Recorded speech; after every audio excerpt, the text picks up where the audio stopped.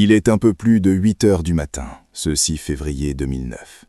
Dans le cœur sauvage et solitaire de l'Oregon, deux amis roulaient, insouciants.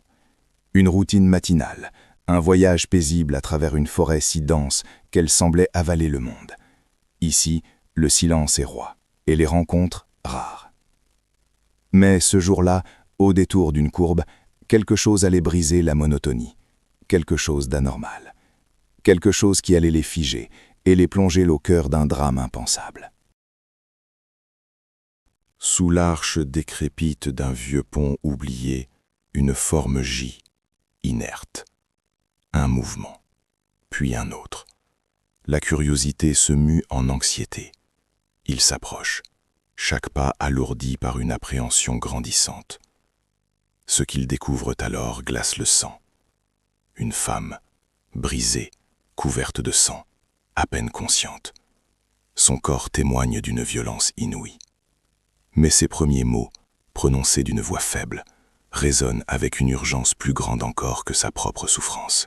« Ne vous occupez pas de moi, murmura-t-elle, son souffle haletant. Allez sauver mon mari. » L'impensable.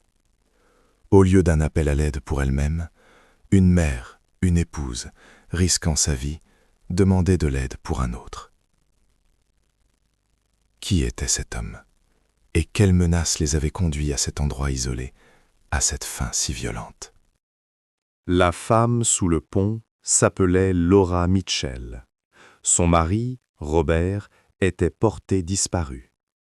Marié depuis près de 40 ans, 2 enfants, plusieurs petits-enfants. Pour leur entourage de Portland, ils incarnaient le couple parfait. Robert, un homme simple, économe, amoureux de la nature.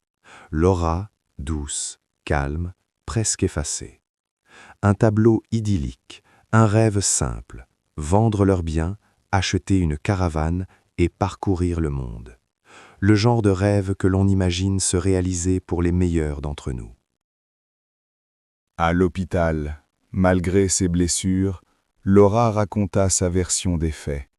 Un rendez-vous avec un certain Daniel pour la vente de leur bateau, une rencontre prudente dans la forêt, près d'un lac. Puis le cri de Robert « Fuis, cours !» 2 assaillants. Sa fuite éperdue, sa chute du pont. Une histoire terrifiante, mais qui, très vite, allait sonner faux. Les enquêteurs, professionnels et méticuleux, ne tardent pas à déterrer les premières anomalies. Aucun Daniel n'existe. Aucun bateau n'a été mis en vente. Pas le moindre appel, pas un message, aucune trace numérique pour confirmer le récit de Laura. Pire encore, tout ce que Laura affirmait que Robert avait fait les jours précédents, c'était elle qui l'avait fait. Les caméras de surveillance le confirment. Laura, seule, manœuvrant la voiture de son mari, tentant désespérément de maintenir l'illusion qu'il était encore en vie. L'image du couple parfait commençait à se fissurer, révélant une façade bien plus sombre. Lors de la perquisition du domicile des Mitchell, l'odeur de propre était trop présente, trop insistante. Des pièces partiellement nettoyées, des produits ménagers partout.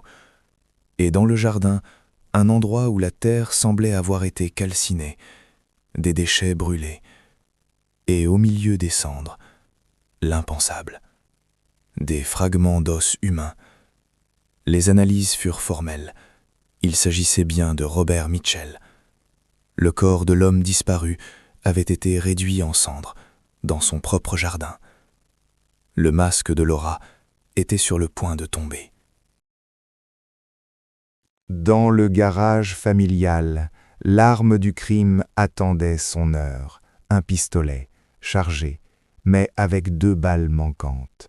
Et, sous les microscopes de la police scientifique, des traces indubitables du sang de Robert. La vérité éclata alors, implacable. Robert Mitchell n'avait pas disparu le 6 février. Il était mort bien avant, abattu à bout portant. Toute l'histoire de Laura n'était qu'une sinistre mise en scène, une tentative désespérée de cacher un meurtre prémédité. Laura avait tout planifié. Le meurtre, la disparition du corps, le nettoyage méticuleux des preuves et cette histoire rocambolesque pour tromper la police. Son plan était presque parfait, orchestré par une froide détermination. Mais un détail, ironique et cruel, allait tout faire basculer. Au lieu d'une mise en scène contrôlée, d'une légère blessure destinée à attirer la compassion, Laura Mitchell fit une chute bien réelle, de plus de 10 mètres.